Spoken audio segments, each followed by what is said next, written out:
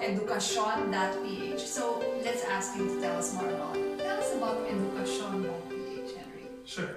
So Edukasyon.ph is the largest youth platform in the Philippines. And it's, as a website, we help high school students make better informed decisions when it comes to their education, their career, and their life choices. And so the whole point is we want to empower them through better information, better informed decision making. Yes, and you founded this because when you were looking, you said that you found out that there's really no structure for the high school Filipino students to ask around for their college education. Tell us more about that. I think if you look at the Philippine education system, you can graduate from up to 10,000 different senior high schools, and then there's thousands of universities and technical institutes you can apply to. But there's no centralized system, there's no kind of like national rankings or single application process. And so as a result, students are a little bit lost. And in terms of advice, they can ask their parents or their friends, but it just felt like there was room for an additional third-party voice to kind of help guide them as they make what is one of the biggest decisions of their lives. Yes, and you founded this in what year again? So we started this in 2013, so we're now in our 6th year.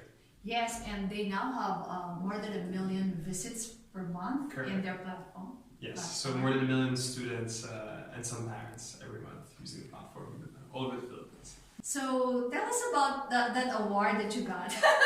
That 30 under 30. He's one of the awardees of that. So I think these are people under 30 years old who are able to do something with great impact for society. So tell us about that. Sure. So, I know you're cringing to talk about it. And I'm no longer 30, sadly. But when did you get this award? 3 years ago. 3 years ago, okay. So I'll let people do the math. I'm no longer 30 or under 30.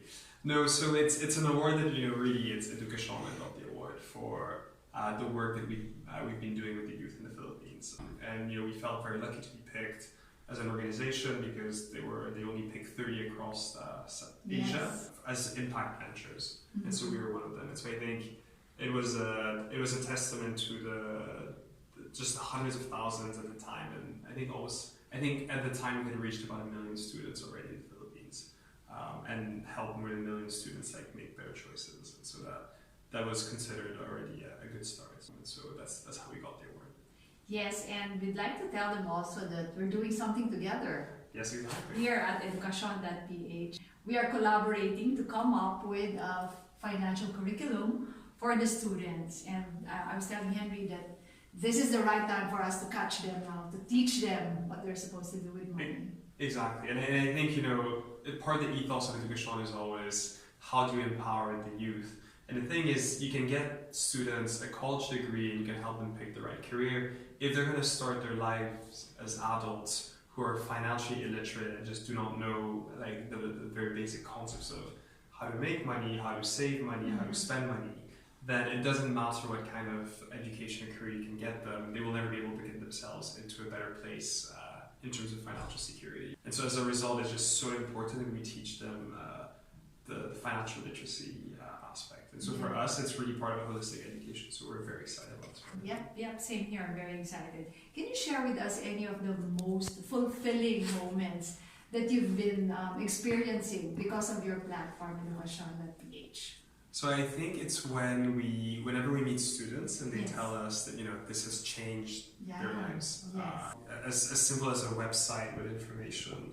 I always thought it could help a little bit, but I think to hear people use the words transformed or it's been a game changer, I think that's usually what's quite uplifting for us. Especially when you go outside of the more comfortable areas, outside of private schools where students are maybe already quite well informed. I think that when you start walking away from that, then you can start seeing an even bigger jump in kind of student welfare. Yeah, so the improvement is even larger. It's both ways, right? Because you're also able to help the schools. So from the perspective of the schools, how are you able to help them? Yes, so we're able to get the schools more visibility, and so they're able to get student applicants. And so what's interesting is, we work with everyone from an LaSalle to an Ateneo to an AMA to an FEU to Catholic school organizations across the country. We even work with some public universities, and different schools will benefit from the platform differently, but all of them essentially it always boils down to the same thing. They're looking for a certain type of student, and the more students know about their school, the more likely they are to find those students. And so the kind of help that we will provide to one campus versus another is a little bit different. But in the end of the day, all of them are able to be more visible and to get the right kind of students to apply to their school, which means a greater matching service for both students and schools. Yeah. So you may be wondering why somebody as foreign-looking as Henry has a lot of heart for the Filipino students. So let's find out. Your mom, yes, is from Pampanga. Yes, she's a Filipina. Exactly. Yes, and what did your mom, or what does she do if she's still working at it now? My mom is a housewife. Yes. And so she has been taking, doing an amazing job of raising me and my sister, if I may give ourselves the credit. Amazing. But also I think it's very important because we got a very holistic education, I think, because our mother was so involved. Yes. And because she saw to it that, we didn't just get good grades in school or, try to strive to get good grades, but actually we were thinking correctly in terms of the right values, the right motivation, but even something like financial literacy. She was the one who taught me and my sister how to deal with money, which is funny because my father's the one who works in finance. Yes, and your father, who is a Frenchman, yes. was an investment banker? Or yes, you were also, right? And I was too, yes. Yeah. The apple didn't fall too far from the tree. Okay, so do you know how to speak Tagalog? Konti lang. Konti lang. So I would ask you, what is very Filipino in Henry? And what is very French in Henry? So I do love my food. That's both French and Filipino, I think. What's your favorite Filipino food? Oh, adobo. Adobo. And favorite French food? Probably terrine de porc. Which is what? It's basically a pork pate of sorts. Alright. Okay. Very healthy, very healthy. Yeah, so aside from the food, what else is Filipino and what is French in you? So I think extremely close to my family. That's a very Okay. Filipino thing. Yes. And really value spending time with family. Really enjoy reading. I think that's also that can be Filipino, but it is very French. Like in French culture, people are obsessed with reading. I do sing a lot. I sing very badly, but I sing very often. That's very Filipino. Is it also Well, I French? think to sing often. I think to sing often is the Filipino side of me. To sing badly is the French side of me. So you see, I'm trying to do a bit of both. And then I absolutely love. I love the heat. I love the sun. I love the you beach. do. So that's definitely a bit more the Filipino side. Yeah. Can you share with us any of your childhood money memory? Yes, so actually I think, and obviously when I was a child, I didn't really realize the importance of it. But How old were you? You were born in France. And Yes. then you came here? 4 years ago. Oh, okay. So, And your childhood was in... Well, so my childhood was spent between France and the here. Philippines. Oh, yeah. And so I'd spent about 4 months a year between Pampanga and okay. Okay, so now, your childhood money memory. Sure. So our parents, but especially our mother, always made sure that as young kids we understood what money was, and the whole point was she wanted us to develop a bit budget from the very early age. Yeah. And so I think I started getting pocket money when I was maybe 8 or 9, and the whole point was not that I was getting a lot of it, but the whole point was that I was in charge of my own finances. Manage it yourself. And so even things like buying snacks for after school. It wasn't just every day just asking for a bit of money to get snacks. It was more like, well, here's your budget for that month. If you want to buy something very nice for yourself, go for it. If you want to waste everything the first 4 days, do that as well. But start understanding how to spend your money. And so from a very early age, we got taught about how to spend money, and then also very early how to make money. So I think I did my first part-time job when I was 14. Well, what did you do? I gardened. We did? And babysat. And I did gardening and babysitting. Yeah. Okay, so any FQ report tip that you'd like to share with our viewers?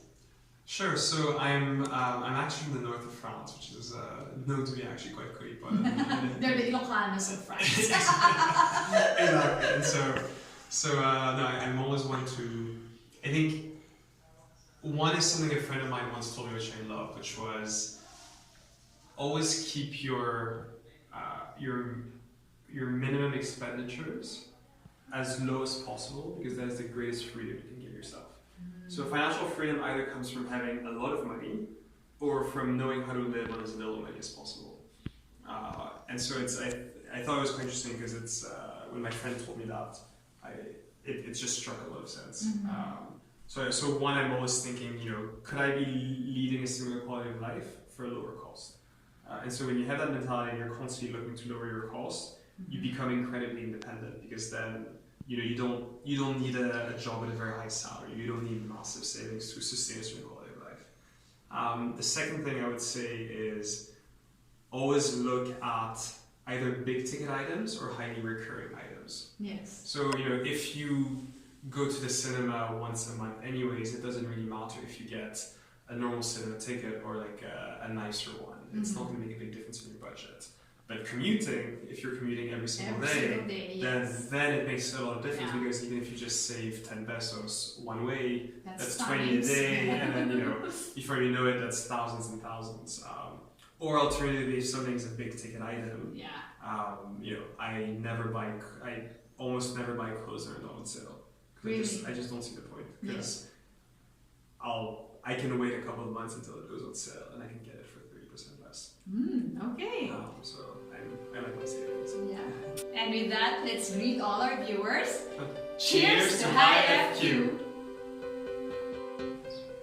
Thank you for watching. If you know people who will benefit from this video, please share it with them. I'd like to hear your comments, your suggested topics, and guests for our future episodes. So please write them down in the comment section.